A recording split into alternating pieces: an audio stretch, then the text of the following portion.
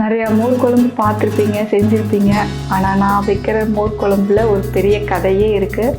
அது என்னென்னா, நான் கல்யாணம் ஆன புதுசில் 1 மாதம் இருக்கும். அப்போ எங்கள் வீட்டில் எல்லோரும் சாப்பிட்றதுக்கு உட்காந்துட்டாங்க. அப்போ அவர் தயிர் தாளிச்சிக்கிட்டு வா அப்படின்னு சொல்லி கொடுத்தாரு. நானும் சரி வெங்காயம் மிளகாயெல்லாம் போட்டு தயிரை தாளிச்சிட்டேன். நான் எடுத்து இதில் கொட்டுறது பதிலாக எடுத்து தயிர் எடுத்து தாளிச்சதுலேயே ஊற்றிட்டேன். எல்லாம் திரியாக போயிடுச்சு. என்னடா பண்ணுறது, இப்படி ஆயிடுச்சு அப்படின்னு சொல்லி எனக்கு புரியல.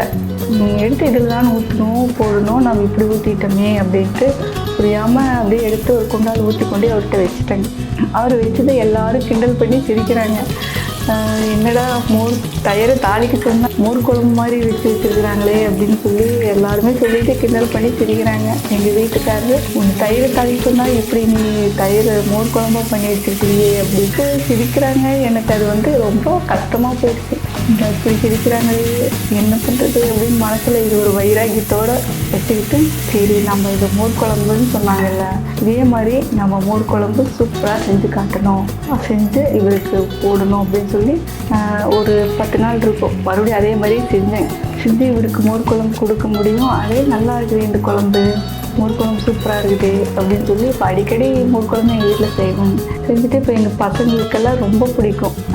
நல்லா இருக்குதுமா மோர் குழம்பு வெய்யுமா அப்படிம்பாங்க. டக்குன்னு வைப்பேன். இப்போல்லாம் விரும்பி நல்லா சாப்பிட்றாங்க.